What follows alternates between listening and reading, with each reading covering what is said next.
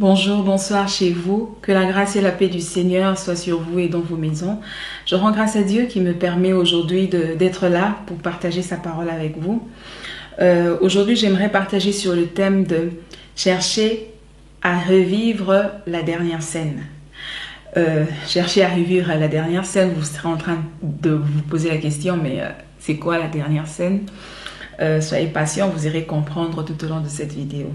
Donc, je suis dans le livre de Jean, au chapitre 20, et ce chapitre parle précisément de la résurrection de Jésus, le jour où il est ressuscité. Mais j'aimerais qu'on lise quelques versets, juste quelques versets, et chez vous, vous pouvez le lire en entier. Le dimanche matin, très tôt, Marie de Magdala se rendit au tombeau. Il faisait encore très sombre. Elle vit que la pierre fermant l'entrée du sépulcre avait été ôtée de devant l'ouverture. Alors elle courut prévenir Simon, Pierre et l'autre disciple que Jésus aimait. On a enlevé le Seigneur de la tombe, leur dit-elle, et nous n'avons aucune idée de l'endroit où ils l'ont mis. Pierre sortit avec l'autre disciple et ils se rendit tous deux au tombeau. Ils couraient tous les deux ensemble, mais l'autre disciple, plus rapide que Pierre, le distança et arriva le premier au tombeau. En se penchant, il vit les linges funéraires par terre, mais il n'entra pas. Simon Pierre, qui le suivait, arriva alors, il entra dans le tombeau, vit les linges qui étaient par terre. Je veux lire le verset 10. Les deux disciples s'en retournèrent alors chez eux. Pendant ce temps, Marie se tenait dehors près du tombeau et pleurait. La Bible dit que Christ est mort, il a été crucifié un vendredi et puis il est mort vers 15 h, donc à la veille du sabbat. Du coup, quand il est mort, ils l'ont mis au tombeau et ils devaient faire le sabbat. Et juste après, Marie de Magdala s'est levée très tôt pour se rendre au tombeau pour embaumer le corps de Jésus. En y allant, elle était sûre de trouver le corps de Christ. Seulement, lorsqu'elle arrive, la pierre avait été roulée, le tombeau était vide et qu'il n'y avait pas de trace, il n'y avait pas Jésus, en fait, il n'y avait pas de corps. Alors, elle se décide de trouver le corps de Christ. Qu'est-ce qu'elle fait? Elle ne le fait pas seule, elle va chercher Pierre et Jean pour l'aider en fait à trouver le corps de Jésus. Son but n'était pas seulement de les informer. Elle avait cette soif au-dedans d'elle, de ce but de retrouver le corps du Christ. Et Pierre et Jean vont sortir pour accompagner Marie, aller avec plutôt Marie au sépulcre. Mais le but de Pierre et Jean en accompagnant Marie, c'était pas de retrouver le corps de Christ absolument. Leur but, leur soif, leur curiosité en ce moment-là, c'était de vérifier si le récit de Marie était exact. Cependant, Marie, en les cherchant, elle avait pour but de retrouver absolument le corps du Christ. Donc, ceci est le premier point que j'aimerais partager avec nous ici, c'est que lorsque Dieu vous met un objectif à cœur, lorsque vous avez soif de vivre quelque chose avec Dieu, vous ne devez pas vous reposer indéfiniment sur ceux qui vous accompagnent dans ce but. Courir dans la même direction ne veut pas dire que vous cherchez absolument la même chose. Pierre, Jean et Marie étaient en train d'aller dans la même direction, mais ils n'avaient pas exactement le même but. Donc, si vous avez pour but de finir vos études, si vous avez pour but d'avoir une vie de sanctification encore profonde, si vous avez besoin d'une vie de prière constante, efficace, peu importe le but que vous avez, apprendre une langue, tous les buts, tous les objectifs que Dieu dépose dans votre cœur, en les commençant, en vous mettant en œuvre, vous devez vous préparer à l'idée d'aller jusqu'au bout de vos objectifs, même s'il arrivait que ceux qui vous accompagnent abandonnent la course. Vous devez vous préparer et être déterminé à arriver jusqu'à la ligne, même si vous vous retrouvez seul. Vous savez, c'est bien de faire les choses avec les autres. C'est très intéressant de prier avec les autres. Vous pouvez par exemple à la maison prier 1 heure, mais vous serez étonné que lorsque vous êtes en retraite ensemble avec les autres, vous prierez 3 heures et même 4 heures du temps d'affilée. C'est bien de travailler avec les autres dans les entreprises, dans plusieurs choses, parce qu'il y a vraiment une complémentarité. On n'a pas tout, quoi. On a besoin des autres pour faire ce qu'on doit faire, pour atteindre certains objectifs. Et la Bible dit même que vaut mieux 2 qu'un. Et comment on dit déjà, comment il dit la Bible? Il dit une corde à 3 fils ne se rompt pas facilement. Donc, nous avons besoin du concours des autres pour atteindre certains objectifs. Mais ce qu'il y a aussi à comprendre, c'est que certaines fois dans la vie, vous serez seul en face de certains défis et adversités, où vous serez obligé et déterminé de les traverser seul. Donc, vous ne devez pas dépendre indéfiniment des épaules des autres pour pouvoir arriver à faire ce que vous devez faire.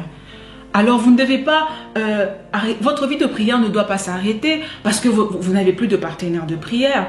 Vous pouvez pas arrêter vos études parce que vous n'êtes plus dans le même auditoire que vos amis. Donc vous avez besoin d'être déjà déterminé en amont, en y allant, et que même si je n'ai plus X ou Y à côté de moi, je suis déterminé à arriver. Vous savez quoi? Ça sera peut-être dur sans les autres, mais la victoire reste possible parce que Dieu est avec vous. Et Marie de Magdala est restée. Elle est restée là en train de chercher. Bien que Pierre et Jean sont partis, Marie de Magdala n'a même pas cherché à les retenir. Elle est restée là en train de chercher. Pierre, c'était celui qui était comme la tête des disciples. C'était celui à qui plus tard Jésus dira, Jésus remettra les clés de l'église. Mais ce Pierre est rentré. Jean était celui qui dormait sur la poitrine de Jésus. Donc c'était vraiment des personnes influentes qui accompagnaient Marie à atteindre son objectif. Mais seulement lorsqu'ils ont abandonné, lorsqu'ils se sont arrêtés, Marie de Magdala ne les a pas suivis. Marie de Magdala a continué à chercher. Elle a écouté la soif de son cœur. Vous ne devez pas revoir vos objectifs à la baisse. Vous ne devez pas tamiser vos attentes ou les cibles que Dieu a déposées dans votre cœur à atteindre parce que les gens qui sont autour de vous semblent ne pas vouloir aller plus loin. Vous savez, vous pouvez marcher avec les gens et à un certain moment, ils décident de s'arrêter, ils décident de se reposer. Mais si vous sentez que Dieu vous dit « monte ici, avance », vous devez continuer. Vous ne devez pas faire moins juste pour être semblable aux autres, juste pour ne pas léser les autres. C'est vrai, si les autres, vous pourrez paraître pour les autres exagérés. Ils vont dire, ah, nous tous on craint Dieu, mais toi tu exagères. Nous tous on a étudié, mais toi tu exagères. Tu continues toujours à étudier. Nous tous on prie, mais toi tu exagères. Écoutez, si l'estomac de votre destinée est grand comme celui d'un éléphant, peu importe ce que dit le perroquet qui est à côté de vous, vous restez à la table du Seigneur, continuez à manger, servez-vous, continuez parce que vous avez des choses à donner. Ainsi, vous devez recevoir suffisamment pour pouvoir les donner plus tard. Donc, n'abandonnez pas, ne renoncez pas à l'appel de Dieu, à cette soif qui est au-dedans de vous, parce que chacun de nous a sa soif, chacun de nous a sa faim, chacun de nous ressent les choses à sa manière. Si votre cerveau est encore capable de supporter les X et les Y en mathématiques et en physique, allez, continuez à étudier, faites ce que le Seigneur vous demande de faire. Et la gloire, je crois que la gloire reviendra au Seigneur. Et le deuxième point que j'aimerais partager avec nous aujourd'hui, c'est sur la satisfaction. En fait, lorsque Pierre et Jean sont arrivés au tombeau, au sépulcre, ils ont constaté que, effectivement, c'est vrai. Marie de Magdala disait la vérité. Il n'y a pas le corps de Jésus. Ici, il n'y a que des linges. Et puis, il y a, voilà, le tombeau est vide, la pierre est roulée. Vraiment, c'est ce qu'elle nous avait dit. Quand ils ont pu vérifier que ce que Marie de Magdala avait dit était vrai, qu'est-ce qu'ils ont fait? La Bible dit, ils sont rentrés. Et Marie de Magdala n'a même pas cherché à les retenir. Pourquoi? Parce que une personne dont la curiosité est satisfaite, vous pourrez inventer des stratégies pour le retenir, il finira par partir. Parce qu'une personne satisfaite est comme un verre rempli de sable. Tout ce que vous essayerez d'y mettre ne entrera plus parce qu'il est rempli, il est satisfait. Ainsi, de fois, à l'église, nous nous mordons la langue à faire le suivi d'une sœur qui, après le mariage, après la maternité, ne prie plus, ne vient plus à l'église, qui, un frère, après avoir régularisé sa situation, obtenu de papier, ou un travail, ou une bonne situation, néglige ses responsabilités à l'église, ne prie plus. On les suit, mais vous savez, il y a différentes raisons pour lesquelles les gens se refroidissent. Mais certaines fois, c'est juste parce qu'ils sont satisfaits. C'est juste parce que ces personnes sont satisfaites qu'elles ne viennent plus, qu'elles ne servent plus. Bon, maintenant que j'ai dit ça, vous vous direz peut-être non, moi j'ai raison dans le sens où mon travail ne me permet pas, je travaille même le dimanche, les enfants me dérangent à la maison, je n'ai personne pour les laisser, je ne peux plus faire ce que je faisais avant. Moi aussi, je le disais. Je travaille le dimanche, je finis à 22h. Seigneur, c'est pas possible de faire encore ceci, de faire cela. Mais c'est vraiment triste de voir la façon dont nous accusons la bénédiction que Dieu nous a donnée de nous éloigner de Dieu. Vous savez, ce comportement sonne aux oreilles de Dieu un peu comme la voix d'Adam qui dit à Dieu, « Oh Seigneur, si j'ai péché, c'est à cause de la femme que tu m'as donnée. » N'est-ce pas ce que nous faisons lorsque nous disons, « Oh, je ne pouvais pas à l'église parce que je travaillais. Je peux plus faire ça parce que j'ai des enfants, maintenant c'est plus possible. » C'est comme si on disait, « Seigneur, je ne peux plus te servir pour les enfants que tu m'as donnés. » C'est comme si tu disais, « Seigneur, je ne peux plus chanter pour le travail que tu m'as donné. Seigneur, je ne peux plus te servir comme avant parce que le pays dans lequel tu m'as emmené, il fait froid. Maintenant que l'hiver arrive, il fait froid et je ne peux pas. Seigneur, tu vois la neige et tout. Donc, tu m'as emmené dans ce pays. Et pourtant, avant, pour nous, c'était une bénédiction. C'est ce qu'on cherchait. Mais nous en servons plus tard pour justifier le fait qu'on ne peut plus s'approcher de Dieu. On ne peut plus chercher le Seigneur. On ne peut plus le faire. C'est vraiment triste. Mais si tu ne peux plus aller à l'église parce que, voilà, c'est plus possible, parce que tes temps ne te permettent plus. Alors, la question est, qu'en est-il de ta vie de prière à la maison? Qu'en est-il de ton intimité avec Dieu? Où est-ce que tu en es? As-tu encore une heure fixe où tu parles avec Dieu chez toi? As-tu encore un jour fixe de la semaine ou dans le mois où tu te retires en jeûne à chercher Dieu? Et ce qui est étonnant, c'est que vous verrez que la même personne, lorsqu'elle aura des troubles au travail, lorsqu'elle aura des problèmes à la maison, lorsqu'elle aura des problèmes avec son mari ou avec sa femme, lorsque les enfants seront peut-être malades, cette personne trouvera, malgré le travail, malgré l'hiver, malgré les horaires difficiles, cette personne trouvera le temps de prier, de jeûner, de chercher le pasteur, de chercher les frères, les intercesseurs pour prier. Et ce genre de comportement envoie un message à Dieu qui dit « Oh mais Seigneur, si moi je ne souffre pas, je ne te servirai pas. Si je n'ai pas de problème, je ne gênerai pas. Si ça va bien avec mon mari, tu ne me verras même pas en retraite. » Vous comprenez? Et ça, ce n'est pas bien. Ce n'est pas bien. Et quand le Seigneur me disait ça, je disais « Seigneur, mais c'est pas toi qui as dit dans Isaïe qu'on ne devrait pas te chercher en vain? » Le Seigneur m'a dit « Oui. Mais l'amour n'est-il pas une raison valable pour que tu me cherches à tout moment? » Je suis restée comme, ben, tu as raison. Dieu a raison. Dieu a raison. N'avons-nous pas couru par amour derrière des hommes et des femmes qui à la fin ont fini par nous décevoir? Et pourquoi ne pas courir derrière Dieu? Parce que Dieu aussi est comme ces gens de femmes et des hommes qui aiment qu'on les court derrière. Seulement la différence entre Dieu et ces hommes, c'est que Dieu, lui, ne déçoit pas. C'est que Dieu, lui, ne t'abandonnera pas. C'est que Dieu, lui, te prendra avec toi. Donc, Dieu est digne qu'on le cherche. Dieu est digne qu'on s'approche. Au-delà de tout ce qu'il peut nous donner, Dieu est digne de venir en premier et de chercher la place pour les autres. On ne doit pas d'abord mettre travail, enfant, mari et tout, et puis Dieu après. Non, on doit mettre d'abord Dieu et puis chercher la place pour tous ces autres. Parce que Dieu en est digne. Et le troisième point que j'aimerais partager avec nous encore, c'est sur les linges. Sur les linges. La Bible dit, lorsque Pierre, Marie et Jean, Marie, Pierre et Jean, il s'agit de Marie de Magdala, parce qu'il y a plusieurs Maries dans la Bible. Excusez. Lorsque Pierre, Marie et Jean se rendaient dans le sépulcre, le thème de leur départ, c'était Jésus. Ce n'était pas les linges. Ils y allaient pour Jésus. Mais en y allant, ils ont rencontré des linges. Dans d'autres versions, il y avait aussi des bandes. Donc, il y avait des linges qui étaient sur le visage et il y avait des bandes avec lesquelles ils avaient lié son corps comme de la culture juive. Donc, eux, ils sont allés au sépulcre pour Jésus. Mais en allant au sépulcre pour Jésus, ils ont rencontré des linges, ils ont vu les bandes. Ce que je veux dire ici, c'est que lorsque nous nous convertissons, lorsque nous quittons le monde, lorsque nous quittons le péché et tout, nous venons vers Christ. Notre but, c'est Jésus. Notre but, c'est le Seigneur. Alors, les choses comme le mariage, les voitures, le succès, la profession, la prospérité, ce sont comme ces linges que nous rencontrons pendant que nous cherchons Christ, c'est sans compte ces linges que nous trouvons sur le chemin pour arriver à Christ. Raison pour laquelle nous ne devons en aucun cas en faire un terminus. Et surtout, nous ne devons même pas nous permettre de le présenter au monde comme si c'était tout ce qu'il y avait en Jésus.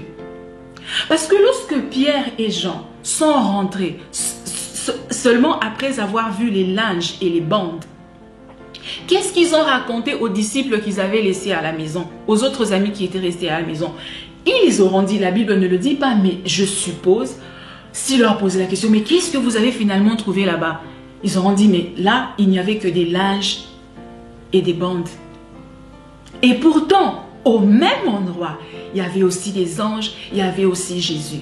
Donc, des linges et des bandes, les mariages, les enfants, les succès, les millions, la prospérité, ce sont des choses que nous rencontrons. Mais nous ne pouvons pas les présenter au monde comme tout ce qu'il y a. Sinon, ce qui se passera, c'est que ceux qui nous suivront, ceux qui viendront après nous, viendront juste dans le but de trouver les linges, de trouver le mariage, de trouver le succès et non plus de trouver Jésus. Parce que les disciples qui étaient restés à la maison, si un de se décidait de faire un tour par le sépulcre, il ne viendrait pas avec la soif de rencontrer Jésus. Il y passerait, il dirait, oh oui, de ce côté-là, il y a de linge et puis il y a des bandes. Il n'irait plus avec la soif de Jésus. Donc si nous, le matériel et tout ce que nous présentons au monde comme ce qu'il y a en Christ et tout ce que nous pouvons, voilà, Dieu m'a béni, j'ai de l'argent, on ne dégage pas la vie de Dieu, on ne dégage pas la personne de Christ. Les gens viendront aussi que pour ces choses. Mais il y a un problème avec les linges. Il y a un grand problème avec les linges. C'est que dans les linges, il n'y a pas de vie. Lorsque Jean et Pierre ont vu ce linge, avec les linges, ils ne pouvaient pas guérir les malades. Avec ces linges, ils ne pouvaient pas ouvrir les yeux des aveugles. Dans les linges, il n'y a pas de vie. Et le pire avec les linges, c'est qu'il y a encore des morts qui en ont mais qui restent morts. Il y a encore des cadavres qui en ont mais qui restent cadavres. Parce que les linges ne changent pas de vie. Il y avait des morts en ce moment-là qui avaient des linges sur eux mais qui étaient quand même restés morts. Un autre point avec les linges, c'est que les linges ne te donnent pas l'assurance. Les linges ne te donnent pas la victoire sur les ténèbres. La Bible dit, lorsque Jésus les est apparu le soir, s'est montré à ses disciples le soir, la Bible dit que les disciples étaient dans une maison enfermés parce qu'ils avaient peur de Juifs, y compris Jean et Pierre. Malgré qu'ils avaient vu les linges, malgré qu'ils avaient vu les bandes de Jésus, ils étaient quand même dans la peur. N'est-ce pas ce qui se passe? Malgré des millions, malgré la belle voiture, il suffit qu'un sorcier fasse un tour dans le quartier, tu sursautes, tu ne sais plus dormir. Il suffit qu'il y ait quelques maux de tête, tu ne sais pas te défendre contre l'adversité spirituelle parce que ça ne te donne pas l'autorité. Ça ne te libère pas de la peur, ça ne te libère pas de la culpabilité. Et je répète, et le pire avec les linges, c'est qu'il y a des cadavres qui en ont, mais qui restent morts.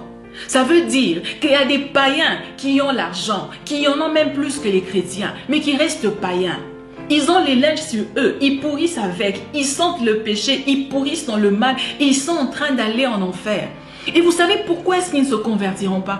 Parce qu'ils ont ces linges. Si tout ce que nous leur présentons, c'est les linges, ils ne se convertiront pas parce qu'ils ont des linges plus que nous. Ils sont cadavres, ils sont morts sans Christ. Et si tout ce que nous pouvons leur apporter, c'est les voitures, c'est Jésus donne les voitures, Jésus donne... Ils en ont. Jésus donne l'argent, des millions, ils en ont. Ils cherchent quelque chose qui va leur libérer de la peur, de la pourriture qu'ils ont sur eux. Et la seule personne qui peut faire ça, c'est Jésus. C'est Christ qu'ils ont besoin de rencontrer. C'est Christ que nous devons les emmener. C'est la vie de Christ que nous devons les apporter. Et c'est vraiment ça que j'aimerais partager dans ce point, c'est que nous avons besoin de connaître plus que Nous ne devons pas nous permettre de nous arrêter sur le matériel, de nous reposer sur ce que Christ a fait. J'ai un bon salaire, je suis mariée déjà, j'ai des enfants, qu'est-ce que je vais encore chercher? Regardez ce que Jésus peut faire. Non, les morts aussi en ont. Ils sont en train de mourir. Nous devons donner plus que ça. Nous devons donner au monde plus que les linges. Nous devons donner au monde plus que le matériel. Nous devons donner au monde la vie de Christ. Nous devons présenter au monde ce que le monde ne peut pas se permettre. Les cadavres peuvent se permettre des linges, mais ils ne peuvent pas se permettre de la vie. Et la vie, c'est Jésus. Tout ce qui manque à un cadavre, c'est la vie. C'est pas les linges. Et la vie, c'est Jésus. Nous devons apporter Jésus au monde par notre vie, par notre langage, par notre comportement, par ce que nous faisons, par ce que nous dégageons. Et le quatrième et le dernier point que j'aimerais partager avec nous aujourd'hui, c'est sur la révélation, c'est sur la vision. Vous savez, lorsque Marie, Pierre et Jean se sont retrouvés dans le sépulcre du Christ, dans le sépulcre, ils étaient devant la même scène. Ils avaient vu que la pierre était roulée, qu'il y avait des linges, il y avait des bandes, mais il n'y avait pas le corps du Christ. Ils ont vécu la même chose. Ils ont vécu la même chose. Mais seulement, Marie de Magdala est restée, Pierre et Jean sont rentrés. N'est-il pas étonnant que deux fois dans la vie, vous verrez que la même circonstance, la même épreuve fait que quelqu'un s'attache à Dieu, mais qu'une autre personne qui vit la même chose s'éloigne du Seigneur. La même bénédiction fait que quelqu'un s'attache encore à Dieu, se remet dans le main de Dieu, s'accroche au Seigneur, mais que la même bénédiction fait qu'une autre personne ne vient plus, ne sert plus, ne s'occupe plus des choses de Dieu. Je ne sais pas où vous en êtes, dans les épreuves ou dans la bénédiction. Seulement ce que j'ai prié pour vous et ce que je vous demande en ce moment, c'est de vous remettre à la grâce de Dieu, de demander à ce que, Seigneur, aide-moi à ne pas m'éloigner de toi, que ça ne vous, peu importe ce que vous êtes en train de vivre en ce moment, ne vous permettez pas de vous éloigner de Dieu, ne vous permettez pas. Ils ont vécu la même chose, mais les deux sont rentrés, Marie de Magdala est restée. Mais cette réponse ne me satisfaisait pas. Je sentais que je devais encore creuser. Alors j'ai commencé à me poser la question, mais Marie de Magdala, qu'est-ce qu'elle avait vu dans ce sépulcre pour s'accrocher? Qu'est-ce qu'elle avait vu? Parce que Pierre c'était celui qui avait coupé l'oreille de quelqu'un pour Jésus. Pierre aimait Jésus. Jean était les plus aimés de Jésus. Mais les deux sont rentrés. Pourquoi Marie de Magdala, elle est restée? Et le Saint-Esprit m'a répondu. Oh, je vous confie que quand j'ai entendu la réponse de l'Esprit, je me suis mise à sauter à la maison. Heureusement que j'étais seule, mon mari n'était pas là. Je me suis mise à sauter, à crier. J'avais l'impression de... Parce que c'était, je vous le dis, c'était merveilleux. Vous savez, quand vous méditez la parole, une petite parenthèse, quand vous méditez et que du coup, Dieu, il y a une lumière qui vient comme ça, vous comprenez, c'est fantastique. Vraiment, c'est plus que tout. Alors, l'Esprit de Dieu m'a dit ceci. Il y avait dans les linges et ces bandes, il y avait dans ces linges, dans cette scène qui était au-devant d'eux, un message que Pierre et Jean n'avaient pas saisi, mais que Marie de Magdala avait perçu. En fait, les trois, la dernière fois que les trois se sont retrouvés dans un sépulcre où la terre était roulée, où les linges étaient déliés du corps du mort, le cadavre était revenu à la vie. Et les voilà de nouveau, après quelques jours, après quelques semaines, je ne sais pas, devant un sépulcre dont la pierre est roulée, dont les linges sont déliés du corps du cadavre, sans le cadavre. Cette scène était trop similaire à la résurrection de Lazare pour être un hasard. Je ne dis pas que Marie de Magdala savait déjà que Jésus était ressuscité, non. Mais Marie de Magdala était entourée des indices qui lui rappelaient un déjà-vu. Elle était entourée des indices qui lui disaient, mais cette chose, tu l'as déjà vécue. Cette chose, ça s'est déjà passé. Vous savez, c'est comme un film que vous avez déjà vu. Même si vous l'avez vu il y a longtemps, si il s'arrête brusquement, vous saurez que j'ai déjà vu ce film, mais il manque encore une scène. Il manque encore quelque chose. Et Marie de Magdala, je crois qu'elle avait ce bouillonnement en elle que il manquait quelque chose. La dernière fois qu'elle avait vu le film de la résurrection, la dernière scène, c'était pas qu'il y avait plus de cadavres, non. La dernière scène, lorsque Christ ressuscite Lazare, Jésus dit ceci: déliez-le et laissez-le aller. Donc, la dernière scène du film de la résurrection que Marie de Magdala avait expérimenté, c'était que le ressuscité s'en allait.